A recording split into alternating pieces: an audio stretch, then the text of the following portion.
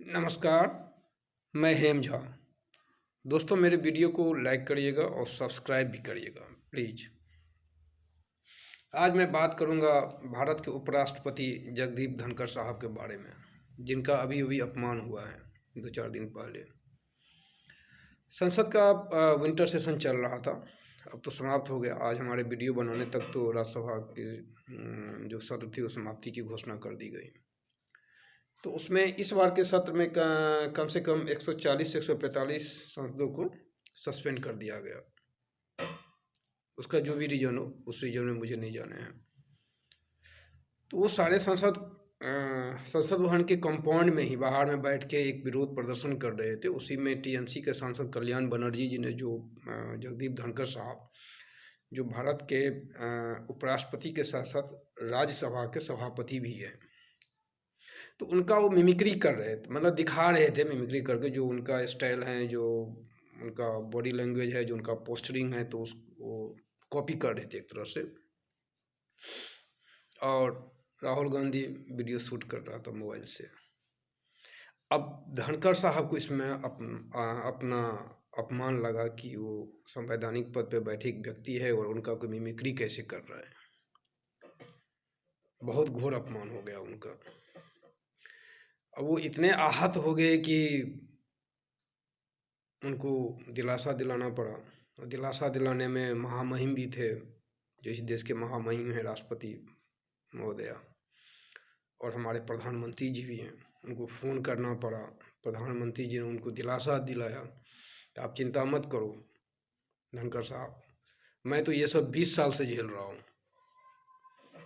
महामहिम कि मैं तो हैरान थी यह देखकर कि एक संवैधानिक पद पे बैठे व्यक्ति का कोई मिमिक्री कैसे कर सकते, यानी सब के सब आहत हो गए। धनखड़ साहब ही आहत नहीं हुए, बल्कि इनको आहत देके बाकी सब भी आहत हो गए। यानी ये इतना बड़ा अनर्थ हो गया था जो धनखड़ साहब का किसी ने मिमिक्री कर दिया। सबसे पहली बात तो मिमिक्री करना एक आर्ट है, और एक सस्पेंडेड सांसद अगर बाहर में कुछ एक फनी मोमेंट, जो एक टाइम होता है, उसमें अगर थोड़ा बहुत ये कर दिया, तो इसमें किसी का अपमान वाली कोई ऐसी बात है नहीं।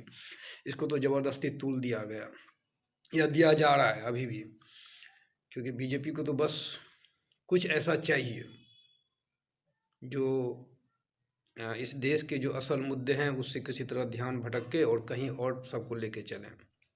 और इसमें वो कामयाब भी होते हैं, क्योंकि इस देश का जो भूपू है पिछले 10 साल से तो उन्हीं के साथ हैं। वो एक लाइन जैसे ही यहाँ से पास करते हैं, उनका भूपू उस लाइन को बस आगे बढ़ाने लग जाते हैं। भूपू का मतलब मेरा न्यूज़ चैनल से हैं, जो इनका मीडिया घराना जो है उन सब से हैं।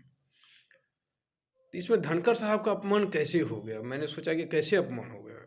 धनखड़ साहब को इतना आहत नहीं होना चाहिए। अगर आपका मिमिक्री, क्या पहले भी अतीत में बहुत सारे महापुरुष लोगों का, प्रधानमंत्री, राष्ट्रपति जो भी था, उन सबका मिमिक्री किया गया, और बहुतों के तो सामने में भी किया गया, लेकिन किसी को बुरा नहीं लगा। लेकिन धनखड़ साहब को बुरा लग गया। धनखड़ साहब हालांकि संवैधानिक पद पे तो जरूर हैं, लेकिन अभी भी वो बीजेपी के नेता ही हैं, क्योंकि उनका जो राज्यसभा में विपक्षी सांसदों के प्रति जो उनका आचरण होता है, जो उनका एक बिहेवियर होता है, उनका पोस्चरिंग रहता है, हाव भाव जो रहता है ना, वो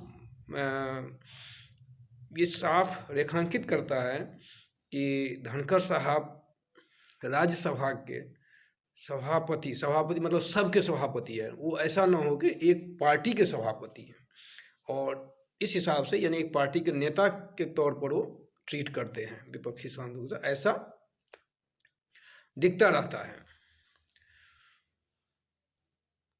तो सबसे पहले तो आपने संवैधानिक पद की जो गरिमा है, जो उनकी मर्यादा है, उसका तो आप खुद ने ही ख्याल नहीं रखा। जब आप खुद ही ख्याल नहीं रखा, जब आप संवैधानिक पद पे बैठने के बाद भी अगर आप एक पार्टी के नेता ही बने हुए हैं, तो फिर अगर आपको मिमिक्री ही कर दिया तो क्या हो गया? इसमें कोई बहुत बड़ा अनर्थ नहीं हो गया। इसलिए धनखड़ साहब को ना खुद ही आत्ममंथन करना चाहिए। वो नहीं करेंगे, मुझे पता है, क्योंकि उसने चापलूसी की ना सारी हदें पार कर चुके हैं। अब उनके पास कुछ बचा नहीं है। दिक्कत ये आ गया था कि उनके जो अपमान के साथ साथ उसमें इन्होंने एक जात का एंगल इसमें ऐड कर दिया कि इससे जाटों का अपमान, क्योंकि वो जाट समुदाय से ही बिलोंग्स करते हैं, और जाटों के साथ साथ किसानों का भी अपमान हो गया। अब सवाल है कि धनखड़ साहब के आहत होने से जाट कैसे आहत हो गए, और अगर जाट आहत हो गए तो जब वो महिला पहलवान जंतर मंतर पे उतने कितने दिनों तक, महीनों तक प्रोटेस्ट कर रही थी बीजेपी के ही एक सांसद के खिलाफ, उस टाइम धनखड़ साहब का जाटों का जो एक प्यार है वो आहत क्यों नहीं हुआ? उस समय तो उन्होंने कुछ भी नहीं बोला अपने मुंह से, चुपचाप मौन होकर बैठे हुए थे। जाटों के साथ साथ किसानों को भी इसमें जोड़ा, इससे किसानों का भी अपमान हुआ। तो किसान आंदोलन के समय भी बहुत सारे किसान उसमें शहीद हुए थे, मरे थे। वहाँ भी धनखड़ साहब का जो अंतरात्मा है वो जागृत नहीं हुआ, क्योंकि वहाँ भी किसानों का अपमान नहीं था। तो वहाँ तो सब कुछ जायज़ था, लेकिन यहाँ धनखड़ साहब का मिमिक्री क्या हो गया, इसमें जाटों का भी अपमान हो गया और किसानों का भी अपमान हो गया। ये कैसे हो गया? दरअसल धनखड़ साहब का कोई अपमान नहीं हुआ है, धनखड़ साहब राजनीति कर रहे हैं। मैंने कहा ना आपसे कि वो संवैधानिक पद पे जरूर है, लेकिन अभी भी वो एक नेता ही है पार्टी के, और वो अब राजनीति कर रहे हैं। ये कुछ था ही नहीं, ये कोई इशू ही नहीं है, इस पे तो हमें वीडियो भी नहीं बनानी चाहिए, लेकिन बीजेपी ने इसको इतना तूल दे दिया है ना कि मैं इस पे वीडियो बना रहा हूँ। ये तो कोई मुद्दा है, मिमिक्री कर दिया क्या हो गया? आपका मिमिक्री कर दिया तो क्या हो गया? लेकिन चूंकि धनखड़ साहब राजनीति कर रहे हैं, और बीजेपी भी राजनीति नफ़ा नुकसान के हिसाब से ही किसी चीज़ को तूल देती है। उसको पता है कि इसको हम एक जाति से, किसानों से, यानी कि पूरे का पूरा जाट वोट जो है, और किसान, चूँकि जाट ज़्यादातर पता नहीं किसान ही होता है, ऐसा तो है नहीं कि जाट का मतलब किसान ही होता है, क्योंकि हर जात में किसान है और हर किसान में जात है, तो केवल जाटों का ही किसान पे कैसे कॉपीराइट, ऐसा तो कुछ है नहीं। खैर जो भी है, वो एक ही साथ इसके साथ वो जाट को भी और किसान जो एक बहुत बड़ा वोट बैंक है उसको साधने की कोशिश कर रहे हैं, यानी इसका राजनीतिकरण हो रहा है। कोई अपमान नहीं है इसमें। धनखड़ साहब विशुद्ध राजनीति कर रहे हैं। धनखड़ साहब आहत हो गए, मोदी जी भी आहत हो गए। मोदी जी ने कहा कि मैंने तो 20 साल से ये झेल रहा हूँ। मैं थोड़ा सा मोदी जी का भी मैंने हिसाब जोड़ा कि 20 साल से मोदी जी क्या झेल रहे थे, तो मैंने देखा 2002 से ये मुख्यमंत्री बने हुए हैं, उसके बाद ये प्रधानमंत्री बन गए, तो 21 साल से तो आप बहुत बड़े ओहदे पे हैं। पिछले 10 साल से तो पूरे देश के आप मुखिया बने हुए हैं, और उससे पहले आप एक प्रांत के मुखिया बने हुए थे। तो आपने क्या झेला? आपने क्या झेला? अरे आप तो सबसे ताकतवर बने हुए हैं 21 बरस से, तो आपने झेला क्या? उससे पहले आपको कोई जानता ही नहीं था। तो वो तो खैर मोदी जी का तो अपना स्टाइल है कि कोई बात कहीं से उठा के कहीं फेंक दो, बस अपना, बाकी इनका भोपू वो करता रहेगा। नो भोपू उसमें ये देखेगा कि ये सही है गलत है, क्योंकि आजकल तो वो ट्रेंड ही ख़त्म हो गया। मोदी जी के मुंह से जो निकला वो ब्रह्म वाक्य होता है, उसमें गलत तो है ही नहीं। उसने जो बोल दिए बस वही लाइन है, वो एकदम अंडरलाइन हो जाते हैं, हाईलाइटेड,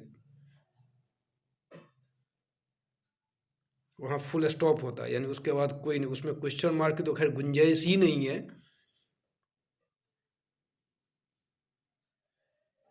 तो बस लग गए बुक में।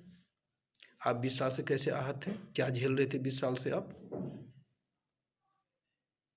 मतलब ऐसे ही कुछ आपने वो, मतलब कहते हैं ना, एक गेंद उठा के कहीं फेंक दिए।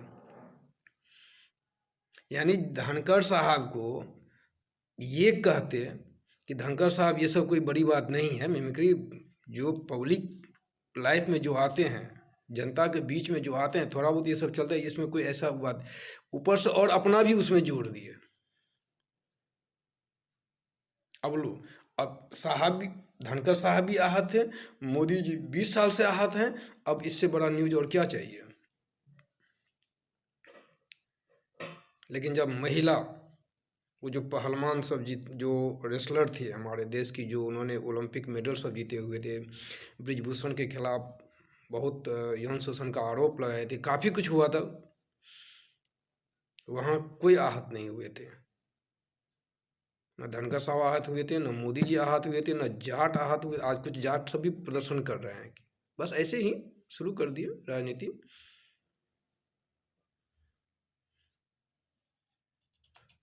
बस हो भी यही रहा है कि जो असलियत है ना, जो हकीकत है, वो सामने आ ही नहीं रहा है। और दिक्कत ये है कि पब्लिक भी समझने को तैयार नहीं है।